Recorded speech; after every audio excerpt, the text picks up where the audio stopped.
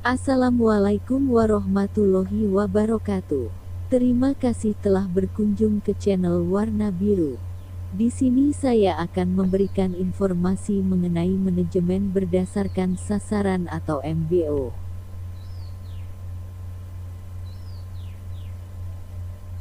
Beberapa cara dilakukan untuk menyusun perencanaan dan pada umumnya hanya manajemen di level atas yang terlibat, sedangkan level operasional hanya menjalankannya. Tapi cara ini tidak memberikan ruang kepada bawahan untuk berpartisipasi. Alternatif lain bisa digunakan konsep manajemen berdasarkan sasaran.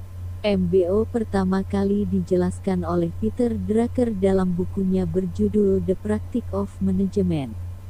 Dalam konsep MBO, semua orang harus berpartisipasi dalam proses perencanaan strategis. Hal ini didasarkan pada asumsi bahwa orang-orang akan melakukan lebih baik ketika mereka tahu apa yang diketahui dan diharapkan untuk tujuan organisasi. Dalam konsep MBO manajemen by objektif, bawahan ikut berpartisipasi dalam menentukan tujuan dengan maksud meningkatkan kinerja perusahaan atau organisasi, yang kemudian membandingkan, mengarahkan dan mensinergikan tujuan mereka terhadap tujuan yang telah ditetapkan perusahaan. Idealnya, bawahan menerima masukan untuk mengidentifikasi tujuan yang mereka buat.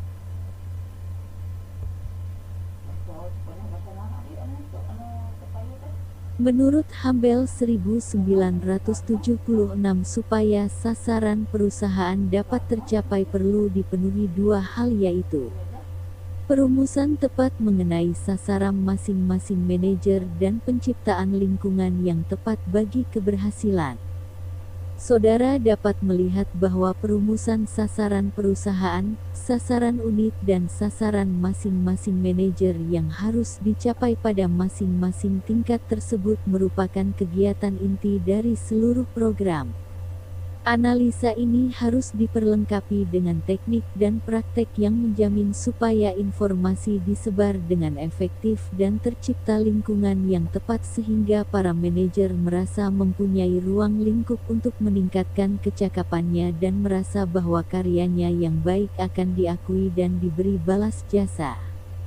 Pada prinsipnya, MBO memperkenalkan metode SMART untuk mengecek validitas tujuan.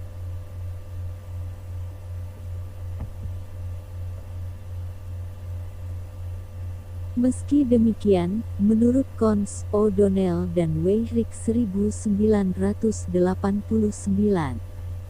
dalam program-program MBO yang menekankan penilaian prestasi dan motivasi, fokusnya cenderung pada tujuan-tujuan jangka pendek. Orientasi ini sayangnya dapat mengakibatkan perilaku manajerial yang kurang dikehendaki. Misalnya, seorang manajer produksi dalam usaha untuk menurunkan biaya pemeliharaan, mungkin mengabaikan biaya-biaya yang perlu untuk menjaga mesin-mesin dalam kondisi kerja yang baik. Kerusakan mesin itu mungkin mula-mula tak tampak tetapi dapat berakibat biaya reparasi yang mahal nantinya. Dalam usahanya untuk menunjukkan ROI atau Return on Investment atau pengembalian atas investasi yang baik dalam suatu tahun tertentu, pemeliharaan hubungan langganan yang baik mungkin terabaikan. Begitu pula seorang manajer mungkin tidak mau menginvestasikan dalam produk baru yang memakan waktu beberapa tahun sebelum memberikan laba. Menyadari kelemahan-kelemahan ini, sebagian manajer kini memasukkan perencanaan jangka panjang dan perencanaan strategis ke dalam program MBO.